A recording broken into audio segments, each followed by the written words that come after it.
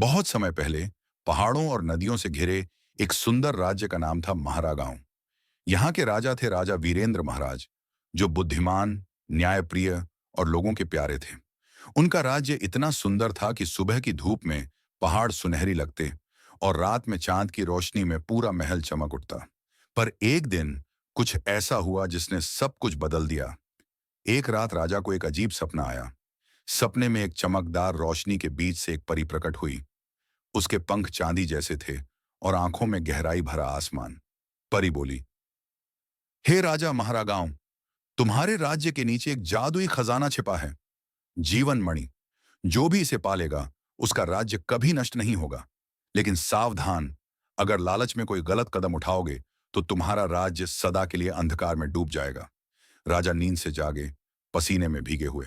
सपना इतना सच्चा लगा कि उन्होंने अगले ही दिन दरबार बुलाया। राजा ने अपने विश्वसनीय सेनापति वीरभद्र और बुद्धिमान मंत्री चंद्रगुप्त को बुलाया। उन्होंने सपना सुनाया और आदेश दिया, कल से हम जीवन मणि की खोज शुरू करेंगे। यह हमारे राज्य की रक्षा के लिए जरूरी है। मंत्री ने कहा, महाराज, यह परी लोक की बात लगती है। वहां तक पहुंचना आसान नहीं है। राजा मुस्कुराए, अगर हमारे राज्य की सुरक्षा उसी में है तो चाहे वह आकाश हो या पाताल, मैं जाऊंगा। राजा, सेनापति और कुछ सैनिक घने जंगलों में पहुंचे। वहां के पेड़ आसमान तक फैले थे और हवा में चमकते कण तैर रहे थे, जैसे किसी ने जादू बिखेर दिया हो। अचानक एक मीठी आवाज गूंजी, कौन हो तुम जो परी राज्य की सीमा में प्रवेश कर रहे हो? सबने ऊपर देखा।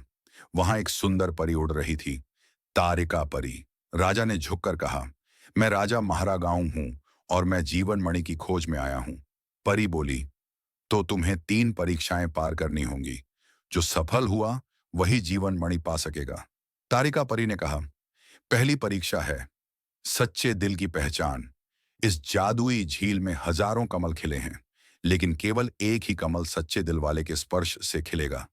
राजा झील के पास गए। उन्होंने आंखें बंद की और मन में कहा, हे ईश्वर, मैं अपने राज्य की भलाई के लिए आया हूं, केवल अपने लिए नहीं। जैसे ही उन्होंने एक कमल को छुआ, पूरा तालाब सुनहरी रोशनी में बदल गया। परी मुस्कुराई, तुमने पहली परीक्षा पार कर ली। अब परी उन्हें एक गुफा के पास ले गई, जहां आग की लपटें उठ रही थीं। दूसरी परीक्षा है साहस की अग्नि।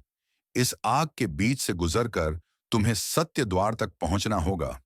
सैनिक डर गए, लेकिन राजा बिना झिझके आगे बढ़े। उन्होंने अपनी तलवार को ऊपर उठाया और आग के बीच से निकल गए। लपटों ने उन्हें छुआ तक नहीं, क्योंकि उनके भीतर सच्चा साहस था। परी बोली, तुम्हारा हृदय पवित्र है, अब बस अंतिम परीक्षा शेष है। अब वे एक सुनहरी गुफा में पहुंचे, जहां दीवारें दर्पणों से भरी थीं। परी बोली, यह है भ्रम का दर्पण। यह तुम्हें वही दिखाएगा जो तुम्हारे मन में सबसे गहराई से छिपा है। अगर तुमने अपने असली स्वरूप को पहचान लिया तो जीवन मणि तुम्हें मिल जाएगी। राजा ने दर्पण में देखा। पहले उन्हें अपना भव्य रूप दिखा, फिर एक गरीब किसान का चेहरा। उन्होंने समझा, राजा होना मेरी पहचान नहीं, प्रजा की सेवा ही मेरा धर्म है। इतना कहते ही दर्पण चमक उठा और एक उजली मणि हवा में प्रकट हुई। तारिका परी ने मुस्कुराते हुए कहा, राजा महारागांव, तुमने सभी परीक्षाएं सच्चे दिल से पूरी की हैं। अब यह जीवन मणि तुम्हारे राज्य की रक्षा करेगी। जैसे ही राजा ने मणि को छुआ, चारों ओर से जादुई प्रकाश फैला और पूरा राज्य सोने जैसा दमक उठा। राजा जब लौटे तो पूरा राज्य उनके स्वागत में फूलों की वर्षा करने लगा। उनके महल में जीवन मणि को एक विशेष स्थान दिया गया, ताकि राज्य सदा खुशहाल रहे। और तब से कहा जाता है, जहां राजा सच्चे दिल से राज करता है, वहां जादू अपने आप बस जाता है। इस तरह राजा महारागांव ने न सिर्फ जादुई खजाना पाया, बल्कि खुद को भी पहचान लिया। उनका राज्य सैकड़ों सालों तक शांति और समृद्धि का प्रतीक बना रहा। और जब भी रात में महल की छत पर चांद की रोशनी पड़ती, लोग कहते, देखो, वो जीवन मणि अब भी चमक रही है।